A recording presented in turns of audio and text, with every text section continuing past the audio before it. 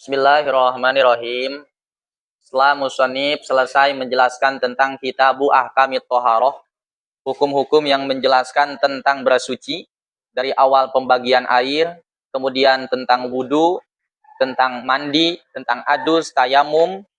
Nah, sekarang masuk pada makosidnya. Karena kemarin kita tujuan bersuci itu hanya sebatas wasilah, hanya sebatas perantara supaya kita sah melaksanakan sholat. Tetap makosidnya itu adalah sholat. Makanya setelah selesai menjelaskan tentang kitabu ahkamit thaharah, dijelaskan kitabu ahkamis sholat. Hiya lugatan ad-du'a. Sholat secara bahasa adalah doa.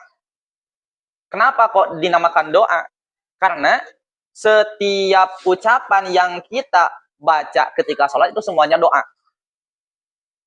Dari awal kamu takbiratul ihram, kemudian membaca doa iftitah.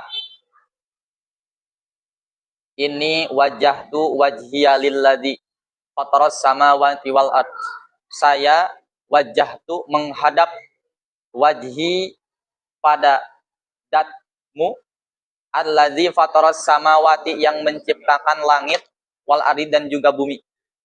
Karena Allah salatnya semuanya doa.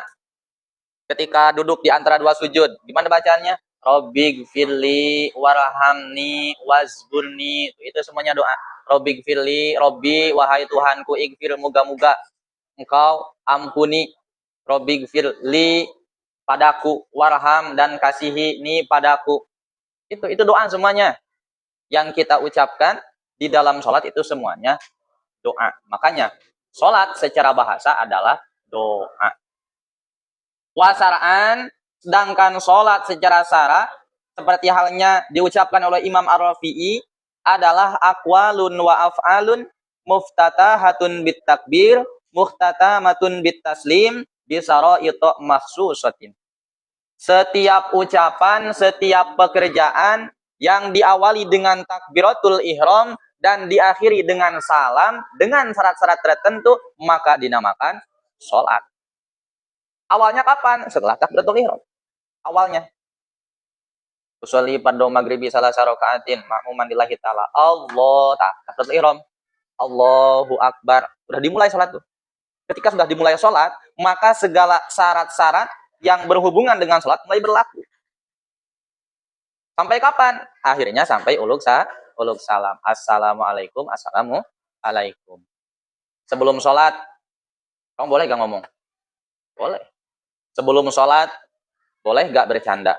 Boleh. Sebelum sholat, gerakan lebih daripada 3 kali, boleh gak? Boleh. Tapi ketika kamu mulai takbiratul ihram, Allahu Akbar, maka yang awalnya boleh ngomong, sekarang mah gak boleh. Yang awalnya gerakan boleh bebas, sekarang mah gak boleh. Kalau semisal kamu ngomong, semisal kamu gerak, maka sholat kamu menjadi batal. Sampai kapan aturannya? Sampai ulug salam. Mengucapkan assalamualaikum, assalamualaikum, udah bebas. Gitu. Ya itu namanya sholat. Jadi jangan kamu anggap perkara remeh sholat itu ya. As-sholatul mafruḍah wa fi ba'din nusah as-sholawatul mafruḍah. Sholat fardu dalam sebagian redaksi bahasanya as-sholawatul mafruḍah. Sholat yang difardukan khamsun itu semuanya ada 5. Terlepas daripada asalnya ada 50 itu menjadi 5. Yang mana yang 5 ini yajibu kullun minha bi awalil waqti. Ayo. Wajib masing-masing daripada 5 sholat tersebut dikerjakan di awal waktu. Wajibnya gimana? Wujuban muwassa'an, wajib yang sifatnya luas. Maksudnya gimana? Ya kewajibannya itu bukan hanya sekedar 1 jam 2 jam. Tapi kewajibannya sampai ila ayyabqa minal waqti ma yasa'uha. Sampai tersisa waktu yang cukup untuk mengerjakan sholat. Contoh, sholat duhur, pas awal waktunya itu masuk waktu duhur jam 12 lebih 10 menit semisal. Kemudian akhirnya kapan? Akhirnya itu jam 3 pas.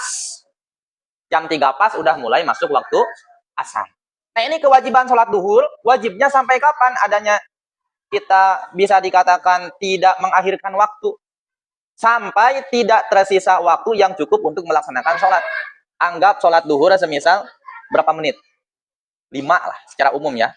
Ini supaya gampang hitungnya. Anggap sholat duhur itu 5 menit. Berarti kewajiban sholat duhur kita itu wajibnya itu muasaan, diluaskan. Daripada awal masuk waktu duhur jam 12 lebih 10 sampai jam 3 kurang 5 menit. Sampai itu tuh. Jam 3 kurang 5 menit. Nah, ketika semisal udah lebih, jam 3-nya semisal kurangnya 3 menit, supaya dikuhina izin, maka akan kita mengakhirkannya menjadi dosa. Kenapa? Karena waktu 3 menit tidak cukup untuk melaksanakan sholat duhur. Itu, ya. Jadi kamu tidak dikatakan mengakhirkan waktu ketika ngakhirin sholat duhurnya itu sampai jam 3 kurang 5 menit. Terus gimana dong kalau semisal jam 3-nya itu kurang 2 menit? Maka kita hukumnya haram. Haram apa? Awas, bukan haram mengerjakan sholatnya, tapi haram mengakhirkan waktu sholatnya. Tetap sholatnya nanti kamu wajib harus dilaksanakan. Tapi mengakhirkannya itu dihukumi haram. Gitu ya. Jadi makanya nih, kewajiban seorang muslim ketika masuk waktu sholat itu ada 2. Yang pertama langsung bergegas sholat. Yang kedua ajam. Ajam itu apa? Ajam itu kita bermaksud akan melaksanakan sholat tapi nanti, bukan sekarang. Namanya ajam. Fungsinya apa? Fungsinya supaya kita ketika meninggal, maka meninggalnya tidak dalam keadaan tarikus sholat. Tidak dalam keadaan meninggalkan sholat. Jam 12 masuk waktu duhur. Oh, udah duhur nih, langsung sholat. Dah selesai. Atau yang kedua, masuk waktu duhur ini, saya mah nanti aja sholatnya jam 2. Itu kita bermaksud sholat duhurnya jam 2. Ternyata jam 1 meninggal dunia. Maka orang tersebut meninggalnya tidak dalam keadaan meninggalkan sholat.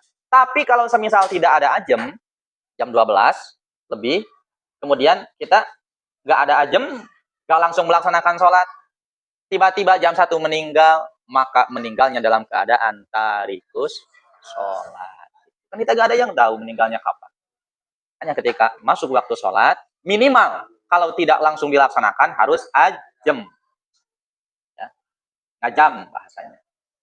Yang pertama ad-duhru adalah sholat duhur. Ay sholat duhur maksudnya sholat duhur.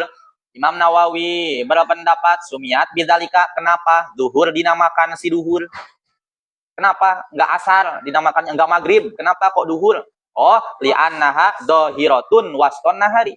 Karena sholat duhur dikerjakannya itu ada di tengah-tengah siang. Makanya namanya duhur. Makanya namanya zuhur, artinya zuhur itu jelas dikerjakan di tengah hari. Kapan awal waktunya?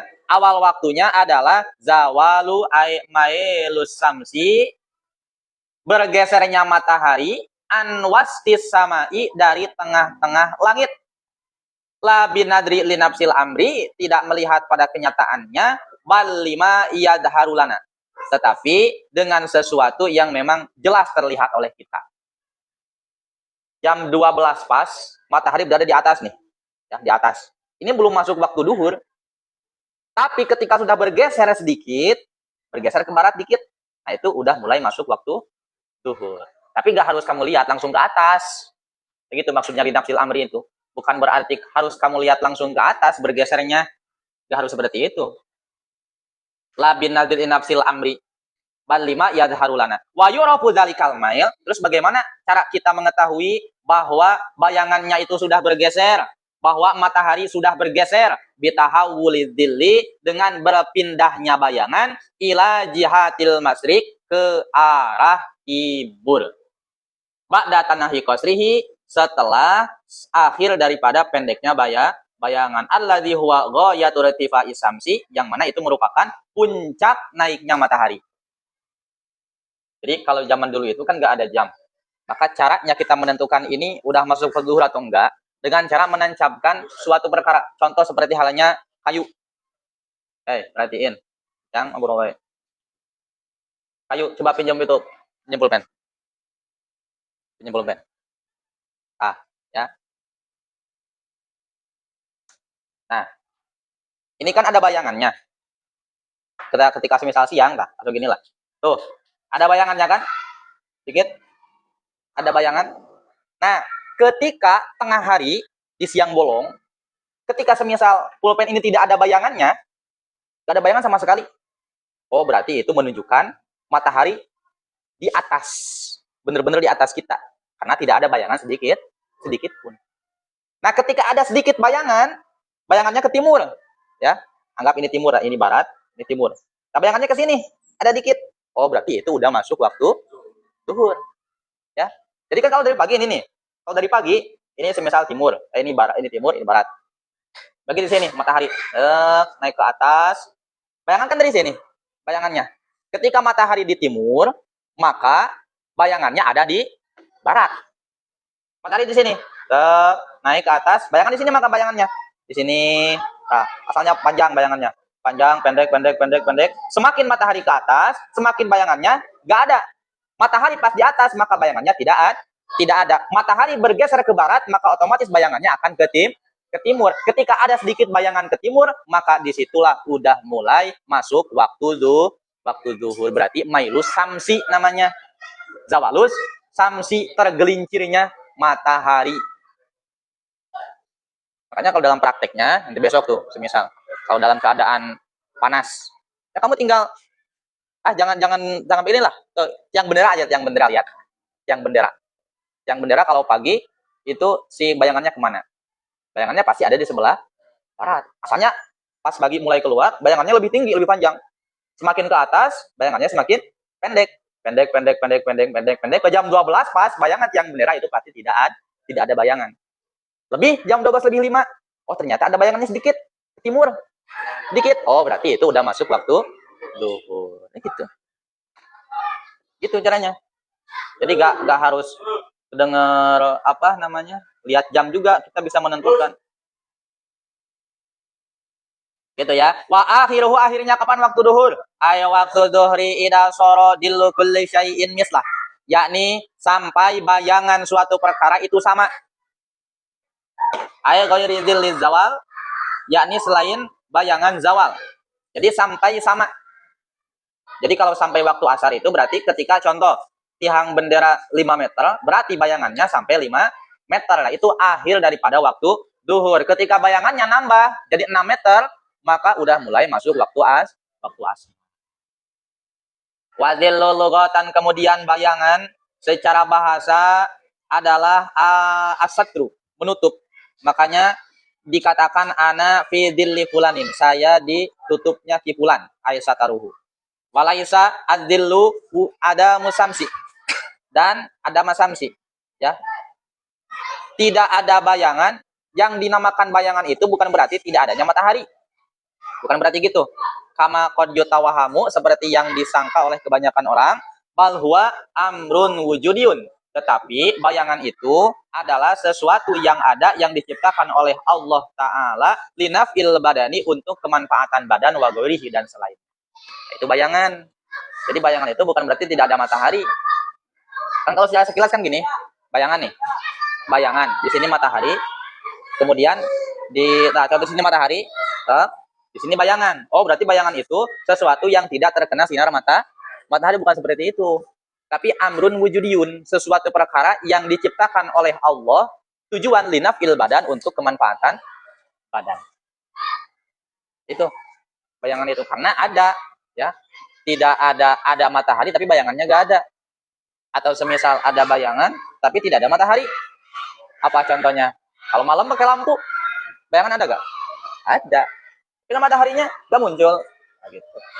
Atau ya, Kanjeng Rasul, itu kan enggak ada bayangannya. Ketika terkena sinar matahari enggak ada bayangan. Itu makanya oleh ulama, salah satu cara menentukan apakah ini sudah masuk waktu duhur, apakah ini sudah masuk waktu asar, maka dengan cara melihat bayangan. Zaman dulu mah gak ada spekter, gak ada HP, gak ada jam. Bagaimana tahu ini udah masuk waktu sholat? Kan ada yang adan. Iya, yang adan pun harus tahu kan bagaimana caranya bahwa ini sudah masuk waktu sholat. Itu caranya. Wallahu a'lam bishawab.